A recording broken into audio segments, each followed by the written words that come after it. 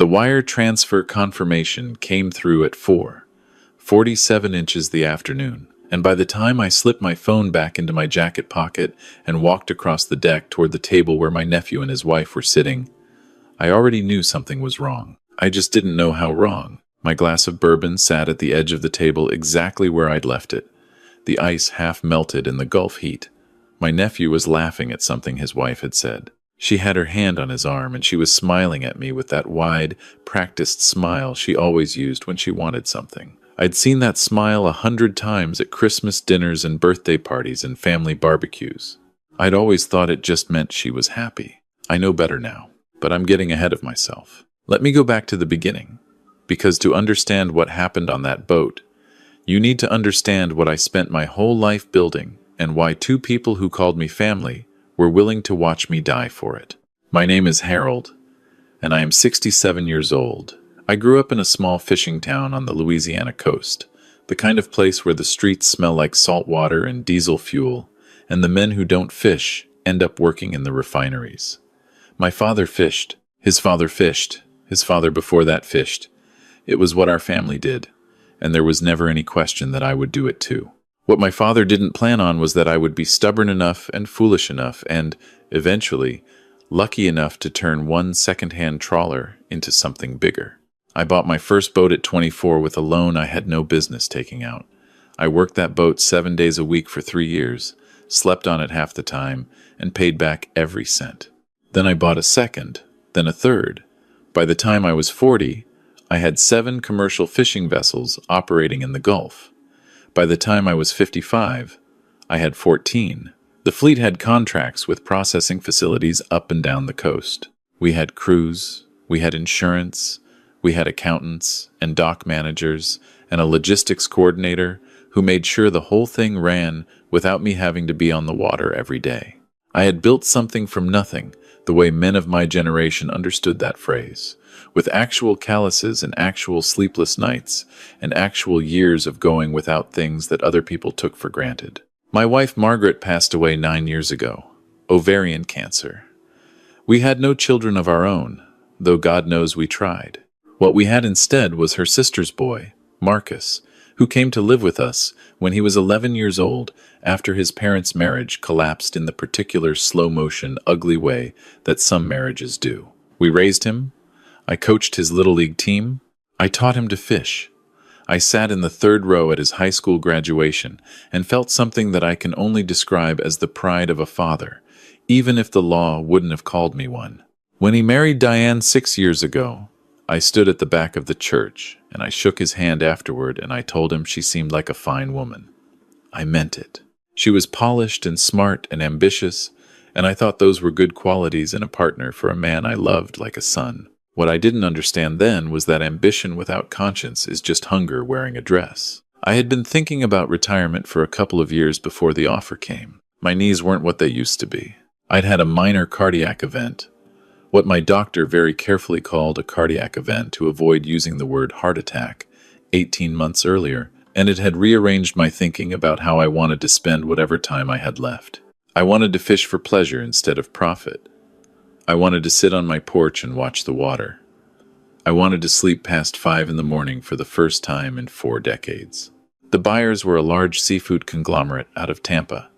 They'd been circling for 2 years. When they finally put a real number on the table, it was $5,500,000 for the fleet, the contracts, and the operational infrastructure. My attorney looked over the terms and told me it was a fair deal. My accountant called it generous. I signed the paperwork on a Tuesday morning in early November, and by the following Friday, the wire transfer was confirmed, and I was, for the first time in my adult life, a man with no boats to worry about. I decided to celebrate. That seemed right. 43 years of work deserved at least a dinner. I chartered a private vessel for the evening, a sleek 60-foot yacht called the Magnolia that operated out of a marina about 20 minutes from my waterfront property. I'd been on her before for a client dinner years back, and I remembered her as a graceful boat with a good galley and a crew that knew what they were doing.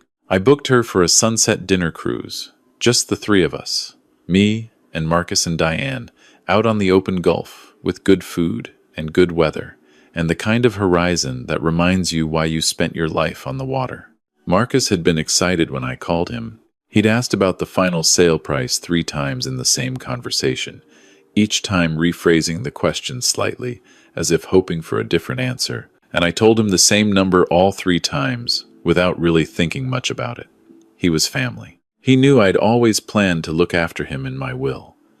There was nothing strange about a nephew being curious about his uncle's finances. That's what I told myself. Diane was dressed beautifully when they arrived at the marina, in a cream-colored dress that probably cost more than my first month's boat payment. She hugged me longer than usual and told me she was so proud of me. Marcus shook my hand and then pulled me into a bear hug and said, "You did it, Uncle Harold. You actually did it." I felt something warm and full in my chest, standing there between them on the dock in the last of the afternoon light. I thought about Margaret and how much she would have loved this moment. I thought about the boy with the terrible haircut I'd taken in at 11 years old, and the man he'd become. I thought about what it meant to have family, real family, the kind you make through years of showing up. I was a fool, but I was a happy fool, for a little while. We boarded the Magnolia just before 5 o'clock. The captain was a quiet, capable man named Ernest, who I remembered from the last time, and his crew consisted of 2 people, a woman who handled the galley and navigation systems, and a young man in his mid-20s named Tommy, who managed the deck and served at the table. Tommy had the easy confidence of someone who was good at their job and knew it without needing to announce it. He showed us to the aft deck, where a table had been set with white linen and proper crystal, got us settled, and asked what we'd like to start with. I ordered a bourbon on the rocks. Marcus ordered the same. Diane asked for a glass of sparkling water and said she might have wine with dinner. We pushed off from the dock at 5:15, and I sat back in my chair and watched the marina shrink behind us and felt something release in my chest that I hadn't known was clenched. 43 years. The gulf spread out in every direction, going gold and orange as the sun dropped, and I was, at that moment, the most peaceful I had been in longer than I could remember. That peace lasted about 40 minutes. My phone rang just after 6. It was my attorney, calling with a minor question about some documentation the buyers needed for the transfer of the operating licenses. It was nothing urgent, but it required me to look up a file number, and my records were in my email. So I excused myself from the table and walked up toward the bow where I could hear better over the wind. I was up there for maybe 8 minutes, maybe 10. The call wrapped up. I found the number my attorney needed, and I stood there for a moment looking out at the water before I headed back. That was when Tommy appeared beside me. He came around the side of the cabin quietly, and for a second, I thought he was just passing through. But he stopped, and he looked at me, and even in the fading light I could see that something was sitting heavy on his face. "Mr. Harold," he said, and then he stopped. I waited. "I apologize in advance if I'm out of line," he said, "and if I am, I'd ask you to please tell Captain Ernest, instead of getting me in trouble yourself, because I need this job." He swallowed. "But I was clearing some things from near the table a few minutes ago, and I saw the woman, the one in the cream dress, take something from her clutch and pour it into your glass. I heard the words. I heard every one of them, in order, with perfect clarity, and for a full 4 or 5 seconds, I simply stood there while my brain refused to process what they meant. 'She poured something into my bourbon,' I said. 'Yes, sir, something small, a little vial.' She was quick about it, but I was right there, and I had a clear sight line. I looked back toward the stern where Marcus and Diane were sitting, talking and laughing. The gulf spread out behind them, going dark purple at the edges. 2 people who had hugged me at the marina, 2 people who had told me they were proud of me. I thanked Tommy. I told him he had done the right thing. I told him to go about his work as if nothing had happened, and I would handle it. Then I stood at the bow of the Magnolia for another full minute, breathing salt air, and I understood for the first time in my life what it means when people say the ground shifts under your feet. I walked back to the table slowly and settled into my chair. My bourbon glass was there, full and waiting. Diane was telling Marcus something about a property she'd seen listed in Destin, a waterfront house with a private dock, and she was describing the square footage and the views with the specific enthusiasm of someone who has been thinking about a particular subject for a long time. I looked at my glass. I thought about what Tommy had told me. I thought about Margaret and the way she used to say that people will always show you who they are if you're patient enough to let them. I reached across the table for the bread basket, and in doing so, I knocked my elbow against my glass, catching it before it fell, but managing in that same motion to slide it across the table so that it ended up in front of Diane's sparkling water. I set Diane's glass in front of me instead, apologized for being clumsy, and asked Tommy, who had appeared with our first course on cue, to please bring Diane a fresh sparkling water since I'd gotten the glasses mixed up. Diane looked at the bourbon glass in front of her for just a moment, just a fraction of a second too long. Then she smiled and said, "No worries, Uncle Harold. I ate my dinner.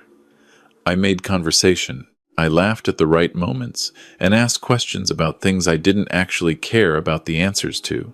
And I sat there at a beautifully set table on a 60-foot yacht on the Gulf of Mexico, and I performed the role of a happy, unsuspecting old man with what I believe was a genuinely convincing level of skill. Inside, I was something else entirely. Inside, I was running through every interaction I'd had with Marcus and Diane over the past 2 years. Certain conversations rearranged themselves in my memory. A comment Diane had made at Easter about the estate attorney I'd switched to. A question Marcus had asked 6 months ago about whether I'd updated my will since the cardiac event. An afternoon 3 weeks back, when Diane had stopped by my house unexpectedly, and, she said, just to drop off a casserole, and I'd come home to find her in my office saying she'd been looking for the bathroom, which was in a completely different part of the house. The threads came together quickly. The pattern they made was not a complicated one. About 40 minutes after dinner, Diane said she wasn't feeling well. She said it quietly at first, just a murmur, touching her temple. Then the color left her face in a way that wasn't performed and wasn't subtle. And she gripped the edge of the table and said her vision was blurring. Marcus was beside her immediately, his hand on her shoulder, and for a single, unguarded moment, his expression was not one of concern. It was something else. Something that passed across his face too quickly for him to catch it before he rearranged his features into the look of a worried husband. In that fraction of a second, I understood the full shape of the evening they had planned. They had intended for me to drink what was in that glass. They had intended for me to become incapacitated out here on the water, far from any hospital, and well beyond the point where anyone could intervene quickly. And there had almost certainly been something waiting for me in that scenario. Some documents, some phone call, some arrangement that required my signature or my verbal confirmation of a transfer or a change in instructions that a confused, poisoned old man might give without understanding what he was agreeing to. I sat very still. Tommy came to the stern within seconds of Diane's distress becoming visible. He was calm and efficient, and I saw him look at me once with a question in his eyes. I gave him the smallest nod I could manage. He went to the cabin, and I heard him speak quietly to Captain Ernest. The Magnolia turned back toward shore. Marcus was hovering over Diane, who was now pale and sweating, telling her to breathe, asking her what she felt, and his voice had taken on a frantic quality that I recognized was not entirely about her condition. He kept glancing at me. He kept looking at the bourbon glass that was still sitting in front of Diane, untouched, the ice long since melted. I asked Tommy, when he came back to the table, to please bring me a glass of water. He brought it. And as he set it down, he leaned in just slightly and said, very quietly, near my ear, "Captain already called the marina. Paramedics will be waiting." I squeezed his forearm once. He straightened up and went back to his work. By the time we reached the dock, Diane was barely coherent. She was helped off the boat by Marcus and by one of the marina's dock workers, and the paramedics were there as promised, 2 of them with a gurney and a kit, and they had her on it within 3 minutes. Marcus rode in the ambulance with her. He didn't look back at me when he left, not once.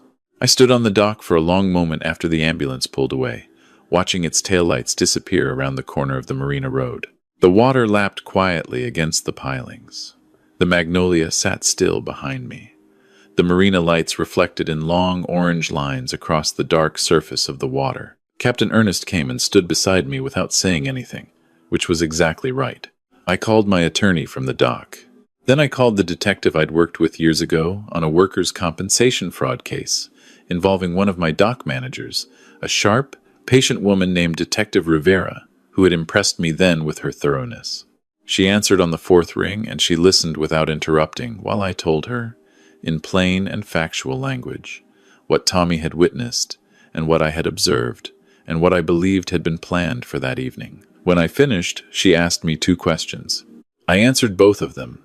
She told me to stay available, and to not contact Marcus or Diane directly, and to make sure Tommy was willing to give a formal statement. Tommy was willing. I hadn't doubted that he would be. The hospital ran a tox panel on Diane.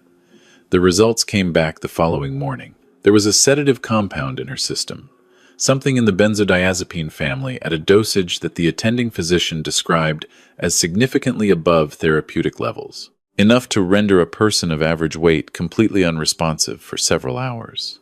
Enough, in an elderly person with a pre-existing cardiac condition, to create what the physician carefully characterized as a medically serious situation. The vial, which Tommy had seen clearly enough to describe to Detective Rivera, was traced through a series of steps that I won't claim to understand fully to a prescription that had been written for Diane's mother 2 years earlier and had never been used. The mother's physician confirmed that the prescription had been filled, but that the medication had subsequently gone missing during a period when Diane had been handling her mother's affairs. Marcus and Diane both denied everything for approximately 72 hours. Then their individual stories began to diverge in the particular way that stories do when 2 people, who were once aligned in their deception, start to understand separately that the situation is no longer salvageable, and that cooperation with the investigation might be their best remaining option. What emerged in the following weeks was not complicated. It was just ugly. Marcus had a gambling problem that he had been concealing for 3 years. Not a minor vice or a recreational habit, but a genuine, compulsive, catastrophic problem that had accumulated debts of nearly $400,000 with people who were not especially patient about repayment timelines. Diane had known. Diane had, in fact, been managing the communications with Marcus's creditors, while also managing what she described to investigators as the solution, which was me. They had anticipated my business sale. They had known for months that the deal was coming through, and they had apparently decided, together, that the most efficient path forward was a version of events in which I signed over a significant portion of my assets to Marcus under circumstances in which I was not fully in control of my faculties. After which, if additional documentation was needed, I was simply not in a position to contradict whatever had been arranged on my behalf. They had not, as far as the investigation determined, intended for me to die. They had told themselves, or at least Marcus had told himself, that I would simply wake up confused and unwell, and that by the time I understood what had been signed, the transfers would be complete and the legal situation would be sufficiently tangled that I would be unlikely to successfully challenge them. I'm not certain how much comfort I'm supposed to take from the fact that they hadn't planned to kill me. I've thought about it many times since, and I honestly don't know where the line is between attempted murder and what they actually intended. The physician's assessment of what that dosage might have done to a man my age, with my cardiac history, does not make the distinction feel especially meaningful. Marcus was charged with conspiracy to commit fraud, elder financial abuse, and several related charges. Diane faced charges that included the same, along with charges related to the procurement and use of the controlled substance. Their attorneys spent considerable effort trying to negotiate, and I was told there were moments when the situation might have resolved differently. I made my position clear to the prosecutor's office, which was that I was not interested in a resolution that did not involve accountability, and I was prepared to testify fully and in detail if that's what accountability required. I did not go to the courtroom every day. I went on the days that mattered. I sat in the 3rd row for Marcus's sentencing, which was where I had sat at his high school graduation all those years ago, though the feeling in my chest was not what it had been then. Marcus stood with his hands clasped in front of him while the sentence was read, and at one point he turned and looked at me over his shoulder, and I looked back at him steadily, and I don't know what either of us was saying to each other in that moment. Maybe nothing. Maybe everything that could be said between 2 people whose entire history had been quietly rewritten by an evening on a boat. Diane received a separate sentence. I was not present for that one. What I did with the grief of it is harder to describe than the legal facts. There is a particular kind of loss that doesn't have a proper name. The loss of someone who didn't die but who turned out never to have been who you believed they were. You grieve something that may never have actually existed. You grieve the 11-year-old boy who cried at my kitchen table the night his parents' marriage finally ended. And you grieve the man at the altar. And you grieve 43 years of believing that something you built, not just a business but a family, had turned out to be real. My grief counselor, a patient woman named Dr. Simmons, whom my cardiologist recommended and whose office I initially entered with every intention of attending exactly once, helped me understand that these two things can both be true at the same time. That Marcus and I had something real, and that he made choices that destroyed it. Both things. At the same time, I sold the waterfront property 6 months later. Too many evenings of sitting on that porch and looking at the water and thinking things I didn't want to keep thinking. I bought a smaller place further inland, a house on a lake with a screened porch and a dock and a canoe I take out on Sunday mornings when the mist is still on the water. It is quieter than my old life, and smaller in most of the ways that used to matter to me, and I find that I don't miss the scale of what I had as much as I expected to. I think about Tommy often. He was 24 years old, and he'd been working charter boats for 2 seasons, saving money to put himself through a marine engineering program at a college in Pensacola. He had student loans and a small apartment shared with 2 roommates and, as far as I could tell, no particular reason to get involved in a stranger's problems at the cost of his own employment and comfort. He got involved anyway. I called Captain Ernest 2 days after everything happened and asked about Tommy.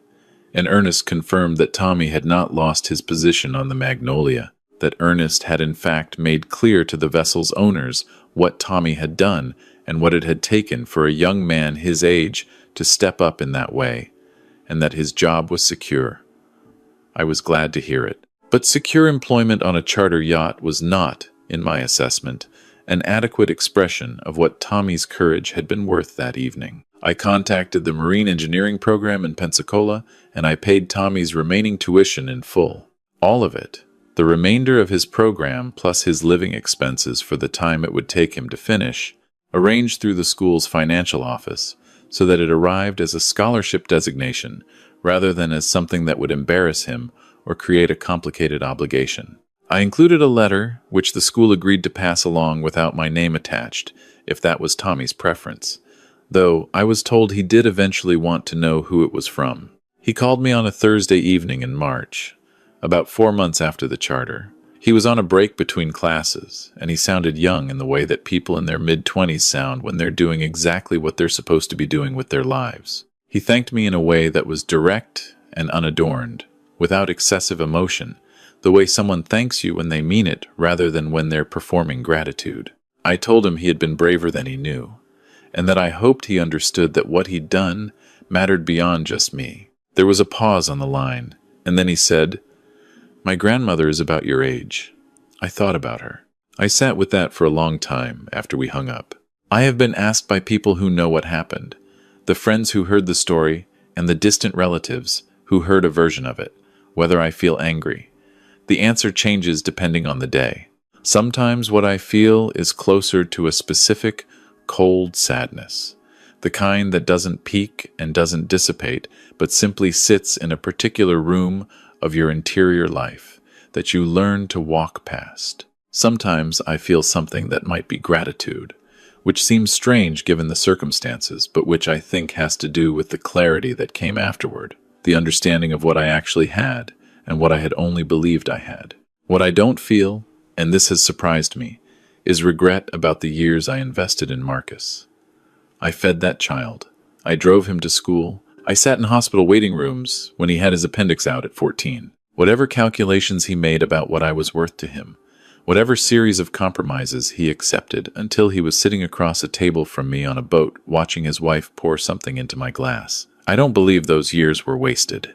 I believe I did what a decent man does, which is show up for the people in his life without keeping a ledger of what he's owed in return. I believe that. And I also believe that an adult is responsible for the choices he makes regardless of what kindness he was shown. Both of those things are true. I've had to learn to hold them both. What I know about myself now that I didn't fully know before is that I built something over 43 years that was worth betraying. That sounds like a strange thing to be grateful for. But there is something in it, some validation of the work, that I find I return to on the harder days. I built a fleet of 14 commercial fishing vessels from one second-hand trawler and a loan I had no business taking out, and I sold it for $5.5 million. And two people who called me family thought it was worth risking their freedom and my life to take it. That means it was real. That means it mattered. The canoe goes out on Sunday mornings in all weather that allows it, and sometimes I take my fishing rod, and sometimes I don't, and the lake is not the Gulf, but it has its own kind of beauty, the kind that asks less of you than the open water does. I sit out there in the early morning quiet, and I watch the mist move, and I think about Margaret, and I think about what 43 years looks like when you lay it out. And I think about an 11-year-old boy who used to fall asleep on my couch during football games and wake up asking what the score was. And I think about a young man named Tommy who was 24 years old and had a grandmother about my age, and who decided on a warm November evening on the Gulf that the right thing to do was worth the cost of doing it. I think about that more than almost anything else. There is a family of herons that nests on the far side of the lake, near a stand of old cypresses that lean out over the water. 3 of them, I think, though I can rarely see more than 2 at a time. They fish in the early mornings, along the shallow edge near the cattails, moving with that particular patience that herons have, standing perfectly still for minutes at a time until the right moment comes, and then moving with a speed that startles you every time, no matter how well you think you've prepared for it. I watch them on Sunday mornings. I have learned something from them about stillness and about patience and about the value of waiting until you can see things clearly before you decide how to move. I am 67 years old. I have no boats and no business and no operational infrastructure and no logistics coordinator and no dock managers. And I have a house on a lake and a canoe and a screened porch and a fishing rod and more mornings than I know what to do with, which turns out to be exactly the right number. I still have the letter Tommy sent after the school, forwarded my contact information to him, a handwritten note on plain white paper in the unadorned handwriting of a young man who had better things to do with his evenings than perfect his penmanship. I keep it in the drawer of the side table, next to the chair I read in, and occasionally I take it out and read it again, not because the words change, but because some things bear repeating. "You didn't owe me anything," he wrote. "I just did what was right. I did what was right." 7 words from a 24-year-old deckhand who thought about his grandmother and who understood, without any complicated reasoning or private calculation, exactly what those words required of him. I have spent a great deal of my life building things: boats, routes, contracts, a company, a family that turned out to be something other than I thought. What I understand now, standing on the far side of all of it, is that the things worth building are the ones that last past the moment when they stop being convenient. Trustworthiness, decency, the particular courage of doing the right thing when no one would blame you for looking the other way. Those are the only things I have seen hold. Everything else, the money, the fleet, the waterfront property, the belief that love obligates love in return, all of it can be taken from you faster than you ever expect by circumstances or illness, or by people you would have trusted with your life. But no one can take from you what you chose to be in the moment it mattered. I know that now.